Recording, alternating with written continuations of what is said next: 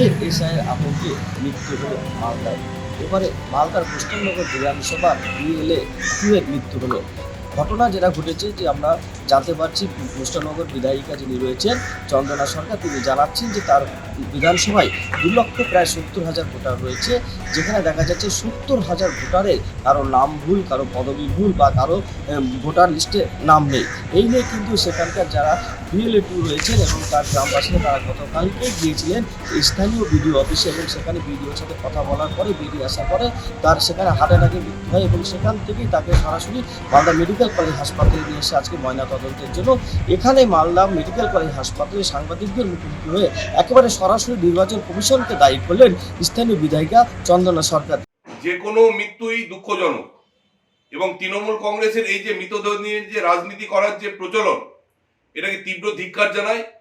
কালিয়াচক 3 নম্বর ব্লকের চকসাহেরদি গ্রামের যে বাসিন্দা বরকত শেখ, তিনি যে মারা গেছেন, আমরা এলাকায় খবর নিয়ে জানতে পারলাম তিনি দীর্ঘদিন ধরে হার্টের পেশেন্ট ছিলেন এবং তার চিকিৎসা চলছিল।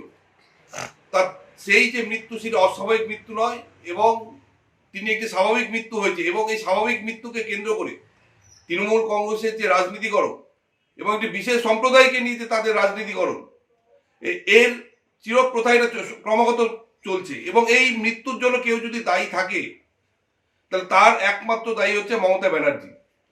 তিনি ক্রমাগত মানুষকে উস্কে এসছেন, মানুষকে ভয় দেখিয়েছেন এবং এসআর মানব না, এসআর করতে দেব না, রাজ্যকে হিলিয়ে দেব। রাজ্য কতটা হিলেছে সেটা আমরা জানি না, তবে তিনি যে হিলেছেন সেটা আমরা কিন্তু তার ব্যবহারে আমরা সেটা বুঝতে পারছি। তাই এই যে মৃত্যুটা ঘটেছে, এই মৃত্যুটা আমরা আরেকবার বলছি দুঃখজনক, এটার সঙ্গে রাজনীতির কোনো বিষয় নেই। তবে আমরা যেটা বলেছি, এই যে এসআইআর হচ্ছে, এসআইআর এর মাধ্যমে যে যারা বৈধ ভোটার তারা কিন্তু এদেশে থাকবে, এটা নিয়ে আমাদের কোনো বিতর্ক নেই। কিন্তু যারা অবৈধভাবে এদেশে এসছে, ওপার থেকে এপারে এসছেন, তাদের কিন্তু এখানে প্রথমে চিহ্নিত করা হবে, তারপর তাদের এখান থেকে যে দেশ থেকে এসে সে দেশে পাঠাতে হবে, সেটা আমাদের দেশের স্বরাষ্ট্রমন্ত্রী ইতিমধ্যে বলেছে। তাই যারা এদেশের নাগরিক তাদের এই বিষয়ে আতঙ্কিত হওয়ার কোনো বিষয় নেই, কিন্তু যারা ওদেশ থেকে এসছেন তাদের কিন্তু নিশ্চিত এদেশ থেকে যেতে হবে। তবে এই যে মৃত্যুটা ঘটেছে, এই মৃত্যুর সঙ্গে রাজনীতির কোনো যুক্ত নেই। তিনি হার্টের পেশেন্ট ছিলেন, অসুস্থ ছিলেন, মারা গেছেন। তৃণমূল কংগ্রেস এই যে নোংরা রাজনীতি করছে, এই নোংরা রাজনীতির তীব্র ধিক্কার জানাচ্ছি। আমরা বাড়িতে ছিলাম, ওরা গেছিল বিডিও অফিস, যে বিডিও অফিসে ফোন করলো আমার ভাই যে এরকম ব্যাপার, বারকাত বলছে খারাপ হয়ে গেছে। যে আমি খবর পেলাম তো বলছে না খারাপ হয়নি, বিডিও অফিসের বিডিও বলে তর্ক করেছে। হ্যাঁ, নির্বাচন কমিশনের কাছে যেতে বলেছে। আমরা তো জানি না কোথায় নির্বাচন কমিশন আছে। এবার ওই বলছে আমার নাম ভুল কেন, তো বলছে আবার বারবার বলছে যে আমার নাম ভুল, এটা কি হবে, এটা ঠিক হবে না। হ্যাঁ, নাম নেই, এর আগে নাম ছিল 2002, এখন আবার নাম নেই। 2025-এও নাম ছিল, এখন আবার নাম নেই।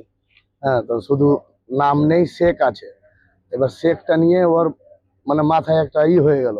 আবার বিডিও সাহেবের কাছে গেল, বিডিও সাহেব বলছে আমি এটার ব্যাপারে কিছু বলতে পারছি না। হ্যাঁ, এবার বাইরে এসে মানে বাইরে আসতে না আসতেই ওই বিডিও সাহেবের গেটের ওখানেই ও হঠাৎ পড়ে যায়, মানে হাড়িটা মাথা ঘুরে। আর তখন থেকেই মানে জানা গেল যে ওখানেই শেষ হয়ে গেছে।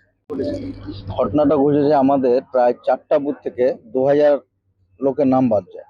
সেই শুনে আতঙ্কিত লোক প্রায় 200 লোক ওখানে জমায়েত হয়। ওখানে যাওয়ার পরে কিছু প্রতিনিধি ডাকেন বিডিও সাহেব, 6-7 জন যায়, তার মধ্যে বরকত শেখও ছিল। ও গিয়ে ওখানে কথাবার্তা বলে যে আমার বাবার নাম দোয়ার দিয়ে সাফিরউদ্দিন শেখ, কিন্তু ওখানে শুধু আপলোড যখন করছে শুধু শেখ আসছে। এটি নিয়ে বারবার বিডিও সাহেবকেও বলে স্যার আমারটা কি হবে, আমারটা কি হবে, বলার সত্ত্বেও বিডিও সাহেব ঠিকঠাক আশ্বাস না দেওয়ার কারণে বিডিও সাহেব বলছে নির্বাচন কমিশন জানে, ঠিকঠাক আশ্বাস পায়নি। বাইরে বেরিয়ে আসার পর হার্ট অ্যাটাক করে। কি মানে ভুল থাকছে? ভুল 2002 কি নাম আছে? নাম আছে, ওর বাবার নাম আছে, পূর্বপুরুষ থেকে ওখানে বসবাস করে। এসআইআর নিয়ে দেখুন, সারা পশ্চিমবাংলা জুড়ে যেভাবে নির্বাচন কমিশন বিজেপির কথায় মানুষকে হ্যাকেল করছে, এটা সারা পশ্চিমবাংলায় আমার মনে হয় আমার বিধানসভা নয়, সারা পশ্চিমবাংলার মানুষ হ্যাকেল হচ্ছে। কারণ আমরা প্রতিনিয়ত নিউজে দেখছি, কখনো বিএলওরা মারা যাচ্ছে, কখনো বিএলও টুরা হ্যাকেল হচ্ছে, কখনো সাধারণ পাবলিক হ্যাকেল হচ্ছে। আমার বিধানসভায় আজকে পর্যন্ত যেটা খবর আমার কাছে, 70,000 মানুষকে এইভাবে ইচ্ছাকৃতভাবে নির্বাচন কমিশন হ্যাকেল করার চেষ্টা করছে। কারণ কালকে পর্যন্ত যেটা খবর আছে এক একটা বুথে 200-300 মানুষকে একটা মাইনাস করার চেষ্টা চলছে। কালকে যেটা ঘটনা হয়েছে আমাদের এখানে 4টে বুথের মানুষ সেখানে গিয়েছিল বিডিও সাহেবের কাছে, তারা উত্তর চেয়েছিল যে আমরা যে এখানকার বাসিন্দা, আমরা 2002-এ আমাদের লিস্টে নাম আছে, 2025 সালে আমাদের লিস্টে নাম আছে, আমরা 14 পুরুষ ধরে এখানে বসবাস করি, আমাদের পূর্বপুরুষরা বাবা ঠাকুরদা তার আগেও আমরা স্বাধীনতার পূর্ব মুহূর্ত থেকে এখানে থাকি, তাহলে আমাদের নাম মিসম্যাচ কি করে হয়, আমাদেরকে এগুলো হ্যাকেল করার কি মানে হয়? কিন্তু বিডিও সাহেব বা বিভিন্ন আধিকারিকরা তারা ঠিকভাবে আশ্বস্ত করতে না পারার জন্য তারা গভীর উদ্বিগ্নে ছিলেন এবং অনেক মানুষ ছিল, তারা 10 থেকে 11 জন বিডিও সাহেবের কাছে গেছিল, তারা সদুত্তর পায়নি, ফলে বিডিও সাহেবের কাছ থেকে বেরিয়ে গিয়ে তারা গভীর একটা চিন্তার মধ্যে ছিল, উদ্বেগের মধ্যে ছিল, ভয়ের মধ্যে ছিল।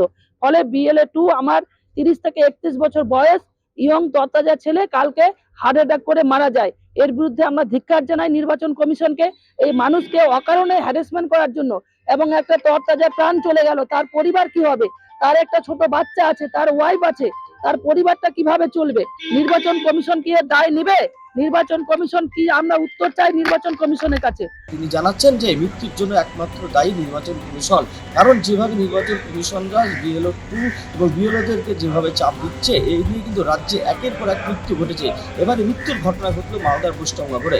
মালদা থেকে বিশ্বজিৎ মণ্ডলের প্রতিবেদন, আর প্লাস নিউজ।